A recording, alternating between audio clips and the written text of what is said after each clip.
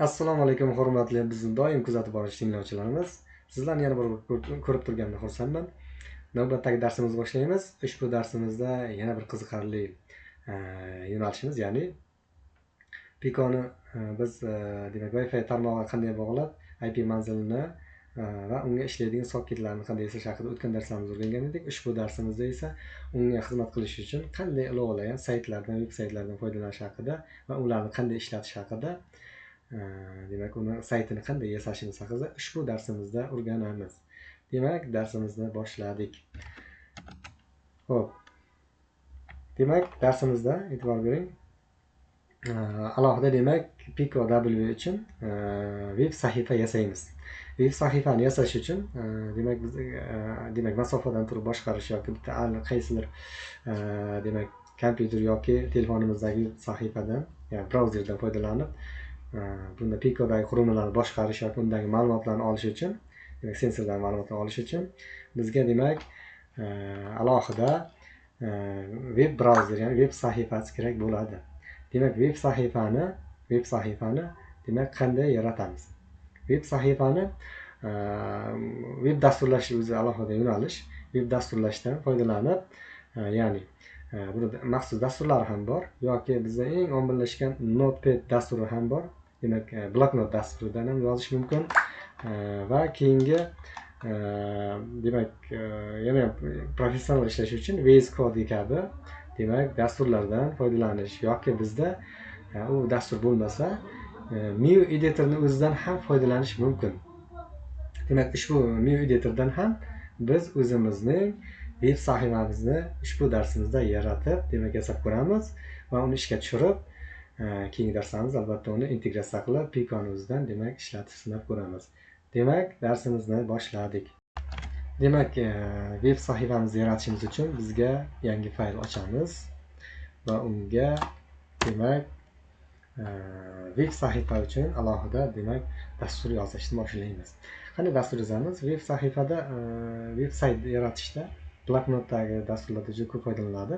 Xuddi o'shanday dastur kodlaridan foydalanib, maxsus taglardan foydalanib, demak dasturni yasab ko'ramiz. Ya'ni birinchi demak brauzerga demak ma'lumot turini kiritishni ham jo'natadigan o'zining taglari mavjud. Ya'ni bu doctype va html deydi. Bu degani bu demak o'sha html kodini veb saytda ishga tushirish haqida ma'lumot jo'natadi. Bu demak htmlda, ya'ni veb dasturlashda asosan demak katta kichik belgilari bilan ichida yoziladi. Masalan, katta kichikning ichida demak katta harflar bilan doctype.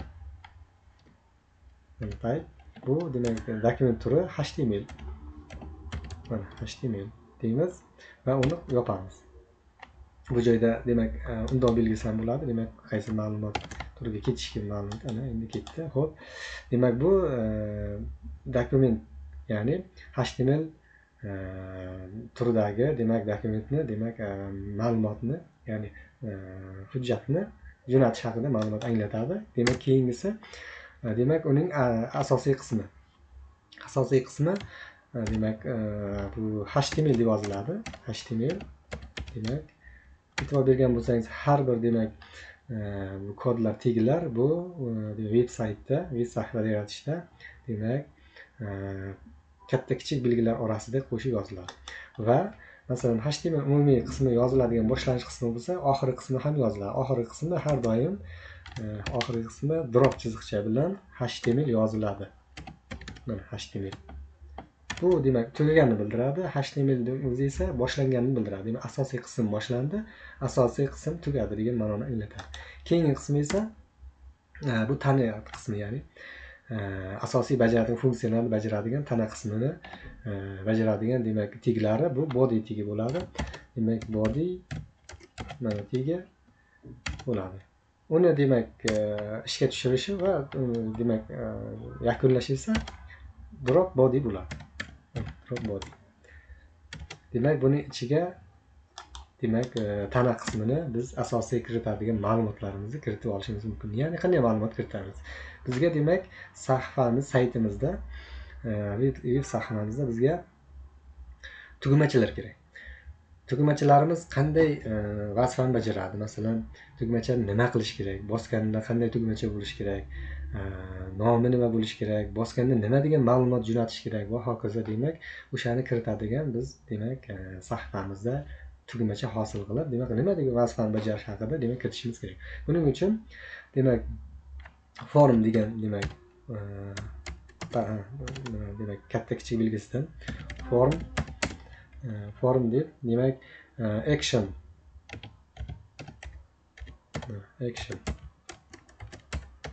deymiz. Bu yerda nima qiladi? Bu demak teng belgilar ichida nuqta bilan demak qo'shtirnoqning ichida nuqta bilan u jo'natadigan ma'lumotni jo'natadi. Demak, web server Pico'ga qanaqadir ma'lumot jo'natish kerak. Ya'ni u demak Pico'ga yetib boradigan signal deymiz. Ma'lumotlar qanday yoziladi? Ma'lumotlar masalan qanday ma'lumot bo'lishi mumkin? Bitta tugmacha yasamoqchimiz. Masalan, birinchi tugmachamiz ledni yoqish tugmasi. Shunchaki qisqagina yoqish degan bitta ma'lumot jo'natsin. O'sha ma'lumotni Pico qabul qilib, Pico buni demak yoqish demak tugmacha keldi. Demak biz ledni yoqish kerak degan demak kod bilan ishga tushirsin. Demak bizga unga yoqish degan ma'lumot signal uzatsin. Buni drop chiziqcha bilan yoqish degan yoqish deb olsa, demak bu qo'shtirnoq yopsangiz, bu demak faqat yoqish degan ma'lumotni uzatadi. Pico'ga jo'natadi. Demak yopamiz va keyingisi. Xo'p, qanday tugmacha yasaymiz? Tugmachani qanday yasaymiz? Tugmachani yasash uchun avval u ma'lumotni jo'natadigan, ya'ni submitdan kiritishimiz kerak. Bu ma'lumotni u jo'natsin. Qanday ma'lumot jo'natsin? Ya'ni yoqish degan ma'lumotni jo'natadigan. Demak, yoqish degan ma'lumot jo'natadigan bu input mana degan type turi. Demak, nima bo'lsin? Submit bo'lsin. Submit. Demak, tugmachani nomini kiritamiz. Tugmacha nima bo'lsin? Demak, tugmacha qanday nom bilan qo'yilsin? Bu tugmacha yozishi value bo'ladi. Demak, value tugmacha nomini kiritishimiz kerak. Nomi nima? Masalan, led katta harf bilan yoqish degan tugmachaning nomi. Demak, ustiga qo'yilgan nomi led yoqish. Mana. Keyin drop bilan tugab, demak qavs yopiladi, ya'ni kichkina katta kichik qavsi yopiladi. Xo'p, bu nima degani? Bu e'tibor bering, yoqish degan submit jo'natadi. Mana led yoqish funksiyasi bosganimizda bu demak yoqish degan ma'lumot uzatadi. Led yoqish demak tugmachasi hosil qilinadi va uni funksiyasi bajaradigan ishi yoqish degan demak ma'lumot jo'natadi Pico'ga. Pico esa uni qabul qiladi. Input type qabul qiladi yoqish degan funksiyasini. Demak, nima ma'lumotni. Keyingisi esa buni umumiy formni demak yopamiz. Demak, bu demak form ishga tushirish edi. Endi keyingisi formni demak yopish qismi. Demak, katta kichik ichida drop bilan demak form yopiladi mana. Endi bu bitta tugma hosil qiladi. Ya'ni bitta tugma hosil qiladi. Buni tekshirish uchun shunchaki demak saqlash bo'limiga kirib bitta saqlaymiz. Nima degan nom ostida? Masalan, Pico'ning ichida ma'lumotlar ichida bu yerda demak e'tibor bering. Biz demak qandaydir nom bilan saqlashimiz mumkin. Masalan, test, namuna va hokazo degan o'zingizga bitta qulay bo'lgan nom qo'ying yoki Pico yoqish degan nom kiritishingiz mumkin. Masalan, namuna degan. Namuna nuqta deymiz. Namuna nuqta deymiz. HTML deymiz. HTML deb yozamiz. HTML ga yozsak, mana endi bu fayl endi HTML ko'rinishida, ya'ni web brauzer ko'rinishida, web sahifa ko'rinishida chiqadi. Ya'ni save deb bosadigan bo'lsak, mana bu saqlandi. Bu saqlangan fayl qanday ko'rinishga egaligini biz demak bu yerda fayldan ochib ko'rishimiz mumkin. Mana fayldan qarasak, e'tibor bering, namuna degan HTML chiqdi. Mana bu saqlaganimiz. Endi uni bosadigan bo'lsak, ichida mana led yoqish degan bitta demak sayt yaratildi. Ya'ni saytda led yoqish degan bitta tugmacha bosildi. Lekin bu tugmacha hali bosganimiz bilan ishlamaydi. Mana ishlamaydi. Hali chunki bunga funksiya kiritilmagan boshqarish. Lekin bu tugmacha hosil bo'ldi. Demak, tugmacha hosil bo'lgan bo'lsa, demak umumiy qiladigan ishimiz demak led yoqish funksiyasi, demak tugmachasi bor bitta tugmachani led yoqish degan tugmachani kiritib oldik. Endi bizga qanday tugmachalar kiritishimiz mumkin? Masalan, faqat led yoqish emas. Keyingisi masalan o'chirish tugmasi. Bittasi tugmacha yoqish bo'lsa, ikkinchi tugmacha o'chirish bo'lsin. Buni olamizda olib, demak, nusxalaymiz. Ikkinchi tugmani yaratamiz. Nusxalaymiz va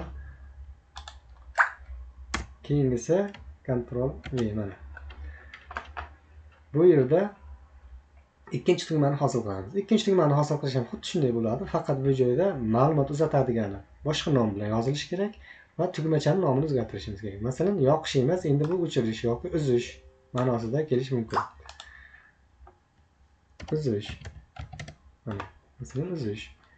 Yoqish ham birinchisi yoqish bo'lsa, keyingisi uzish, o'chirish ma'nosida. Keyingisi ledni e'tibor bering, ma'lumot uzatayotgan payti uzatilayotgan ma'lumotda demak nuqta yoki nima qo'sh tirnoq, tirnoq belgilari bo'lmasligi kerak. Shuning uchun iloji boricha bitta so'zlik qisqa ma'lumot uzatganingiz ma'qul. Ya'ni shuni o'chirishda bizda u harfida u tutuq belgisi bo'lganligi uchun uzish ma'nosini foydalanganingiz ma'qulroq.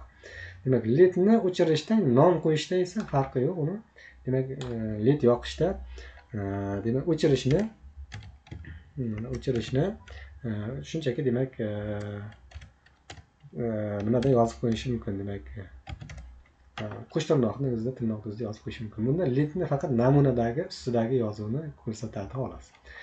Demak, bu ikkinchisi, demak ikkita led ikkinchisini yoqadi, ya'ni tugmachani ikkinchisini hosil qiladi. Birinchisi o'chiradi, ikkinchisi esa uzish uchun, yoqish uchun birinchisi, ikkinchisi esa o'chirish uchun. Keyingi qismini yana qanday funksiya kiritishimiz mumkin? Masalan, serverni umuman yopish mumkin. Ikkita uchinchi tugmachani kiritaylik. Serverni umuman yopish uchun, masalan, umuman to'xtatish uchun yana bitta nusxa qilamiz, bitta tugmachani yopish demak. Umumiy yopish deymiz, yoqish emas bu joyda, demak, yopish degan demak serverni yopish uchun. Yopish degan bitta funksiya yasaymiz va endi uzatuvchi signal yasaymiz. Yopish degan signal jo'natadi va uni serverda buni uzadi, ya'ni yopadi. Demak, buni tugmachaning nomini serverni yopish deb nomlaymiz masalan. Serverni yopish yoki o'chirish deb qo'ysangiz ham bo'ladi. Bu ixtiyor o'zingizda, yoki yopish bo'lsa qisqaroq bo'ladi. Serverni yopish. Demak, bu tugmacha hosil qiladi. Demak, bir vaqtning o'zida ham tugmachalarni hosil qilish mumkin, faqat tugmachalarga emas. Demak, biz tashqaridan ma'lumotlarni olishimiz mumkin. Masalan, bu joyda e'tibor bergan bo'lsangiz, demak, signal sensorlarimiz mavjud bo'lsa, sensorlardan ma'lumot olish mumkin bo'lsa, qanday ma'lumot olish mumkin? Bu joyda demak, bizga endi bu joyda faqat demak signal tugmachalar signal uzatish emas, ma'lumot uzatish emas, undan keyin ma'lumotlarni olish kerak. Buning uchun bizga bitta demak ekrandan namuna chiqsin, nom chiqsin, nimadir masalan ledning holatini ko'rsatsin. Led degan bitta nom chiqsinda, holati qanday? Yongan yo o'chgan holat. Yongan yoki o'chgan holat. Temperatura deb chiqsin, masalan temperatura. Temperatura qanday bo'lsin? Temperaturani o'zini demak qancha graduslarni ko'rsatib tursin. Buning uchun qanday chiqarsak bo'ladi? Ya'ni ekranda ilovani o'zida demak alohida nom ostida xuddi printda chiqarganimizdek qanday qilib qiymatlarni ko'rsatish mumkin. Buning uchun demak shunaqa demak teglari bor. P degan teg bu xuddi print ma'nosida keladi. Print ma'nosida bu degani chiqarish kerak. Nimani chiqaradi? Nima deb yozsin? Bitta matn chiqsin. Matn chiqarish led masalan 2 nuqta deb yozaylik. Led qanday holati? Led desam yongan holati. Led figural qavs ichida demak holati deb yozaylik. Holati. Holat qanday? Bu o'zgaruvchi, demak o'zgaradi. Yongan, o'chgan va hokazo yoki qiymatlari ikkita qiymati bor, yongan, o'chgan degan. O'zingiz agar qizil yoki sariq ledlar bo'lsa, qizil, sariq, o'chgan deb nom qo'yishingiz mumkin. Bu holatini demak bitta o'zgaruvchi qo'yib, demak qanday nomda o'zgarib turadi holati. Keyingi qismi esa demak buni birinchi qatoriga ledni holat mana led o'zi matn chiqadi, holati chiqadi. Holati bu yerda o'chish yoki yoqish bo'lishi mumkin. Bu holatni chiqarish uchun demak print ya'ni P demak katta kichik o'rtasi ichida olingan va oxirida buni yakunlash uchun demak bu ham katta kichikni ichida tek demak qiyshiqchasiz drop deymiz. Dropni oldida demak P yoziladi, kichik harf P va demak qovus nima kichik qovus yopiladi. Ana endi keyingi qismida ikkinchisi pastki qatordan endi led emas, boshqa holat, masalan temperatura chiqsin. Yana bu ham demak T deymiz. Demak temperatura degan matn chiqsin. Temperatura. Ikki nuqta bilan holatini, endi holat bo'lmaydi bunda, graduslar bo'ladi yoki bitta nom qo'ysa o'zgaruvchi qo'yib kiritishimiz mumkin bo'ladi. Chunki bu graduslar doim o'zgaradi. Masalan, temperatura degan nom bo'lsin. Temperatura. Temperatura bo'ladi, mana. Xo'p, buni tag chiziq. Endi oxiri demak bu qiymat, bu joyda e'tibor bering, temperatura nomi, demak nom chiqib turadi bu yerda saytda. Temperatura hozircha chiqib turadi, lekin bu o'zgaruvchi hisoblanadi. Demak, graduslarning ma'lumot shu joyda o'zgaradi. Bitta temperaturaning o'zgaruvchi, bu yerda esa holat o'zgaradi. Bu yerda raqamlar bo'lsa, bu yerda esa demak holatda bu matn o'zgarishi mumkin emas, yoqish yoki o'chirish. Endi buni ham oxirida demak yopish uchun demak P ni demak drop qilsa, demak P yopiladi. Bu demak umumiy bittasi ma'lumot qabul qilsa, demak Pico yoqish degan ma'lumot qabul qiladigan bo'lsa, bu Pico saytga, ya'ni veb saytimizga, demak ilovamiz veb saytiga bu ikkita ma'lumot uzatadi. Natija bu yerda holatlari ham tekshiradi yoki temperaturasini ham nazorat qilib ko'rishingiz mumkin bo'ladi. Demak, umumiy shuni saqlashni bossangiz, demak saqlaymiz. Bu joyda demak fayl saqlandi. Ana endi tekshirib ko'ramiz. Buning uchun demak namuna degan joyda mana o'zi holatlari chiqib turibdi. Kirsak, saytimiz yaratildi. Mana saytimizda 3 ta holat bor. Birinchisi yoqish, o'chirish va serverni yopish. Bu yerda esa bu alohida sensor uchun natija chiqib turadi. Hozir bu yerda holat bilan temperatura alohida kelib turibdi. Sababi qiymatlar hali o'zgargani, chunki ma'lumot biriktirilmagan, dastur hali to'liq integratsiya bo'lmagan. Faqat biz buni Pico uchun alohida demak server ishlashi uchun bitta veb sahifa yasadik. Endi buni demak Piconing ichiga qanday qilib joylashtiramiz? Ya'ni bu Piconing ichida joylashgan bo'lishi kerak, chunki funksiyalar ishlashi uchun Picoda ham bu kodlar mavjud bo'lishi kerak. Ya'ni buni ichiga demak biz hozir yozdik, mana e'tibor bergan bo'lsangiz, bu funksiyamizda e'tibor bering, bitta funksiya yasab ishga tushirib saqlab qo'yishimiz kerak. Bitta funksiya, qanaqa funksiya yasaymiz? Bitta veb sahifa degan funksiya yasaymiz, buni ichiga o'sha fayllarni kiritamiz. Bu fayllar ichida joylashgan bo'ladi. Demak, bu yerda nima yozamiz? Masalan, hop, funksiyalar oldin yozgan bo'ladi. Navbat bilan yozaylik. Mana birinchi funksiya demak ulanish haqidagi funksiya, ikkinchisi soket ochish bo'lsa, uchinchisi esa veb sahifani funksiyasi. Div deymiz. Bu funksiya esa masalan veb sahifa. Veb deymiz, chiziqcha sahifa. Veb sahifa. Pastki chiziqcha bo'ladi. Veb sahifa bo'ladi. Mana qo'sh tirnoq ichida demak nima qavs ichida yozamiz. Bu yerga o'zgaruvchilar kiritish kerakmi? Agar kerak bo'lsa, albatta bizga kerak, chunki bizda ikkita o'zgaruvchimiz bor. Holati qanday bo'lishi va temperatura qanday o'zgarishi haqida demak ikkita yozgan edik sahifamizda. Ikkita holat o'zgaradi deb. Demak ikkita parametr bo'lishi kerak buning ichida. Demak o'sha parametr bog'langan bo'lishi kerak qiymatlari. Birinchisi holati masalan yoki temperaturasi deb yozishingiz mumkin. Temperatura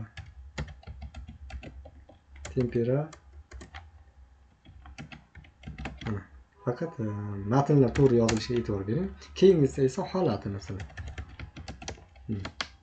Yopiladi, demak funksiya ishga tushadi. Demak nima qilsin? Ana endi buni ichiga saqlash uchun bitta HTML o'zgaruvchini ichiga demak HTML deymiz.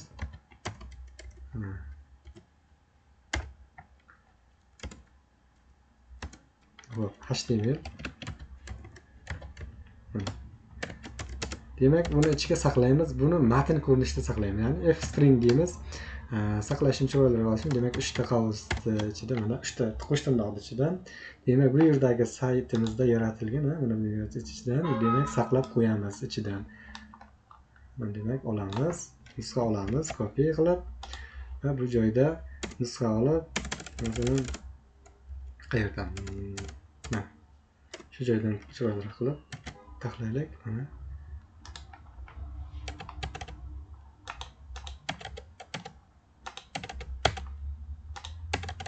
demak umumiy ko'rinishdagi ma'lumotlarni shu yerga saqlaymiz. Bu joyda demak web server, ya'ni veb saytimiz bilan demak bog'lanadi. Umumiy dasturi demak buni ichida joylashgan, Pico'ning ichida demak joylashgan bo'ladi.